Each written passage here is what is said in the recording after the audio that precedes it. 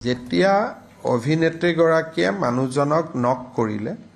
তেতিয়াই যদি আমি তেওঁক এৰেষ্ট কৰিলেতেন সিদিনাখনে ৰাতি আমি বেল দিব লাগিলহেতেন so it was a strategy on the part of police কাৰণ আমি গমে পাইছিলো যে পেসেঞ্জন সিৰিয়াস আছিলে সিদিনাখন ৰাতি যদি তেওঁক এৰেষ্ট কৰিলেতেন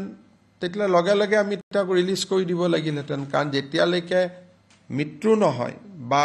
গ্ৰিভিয়াস ইনজুৰি আমি ৰিপোৰ্ট দিব নোৱাৰো তেতিয়ালৈকে এটোটো নন বেইলেবল কেস থাকে গতিকে আৰক্ষীয়ে যেটো স্ট্ৰেটেজিক্যালি যেটো কৰিব লাগে সেইটোৱে কৰিছে she has been put in lockup আৰু will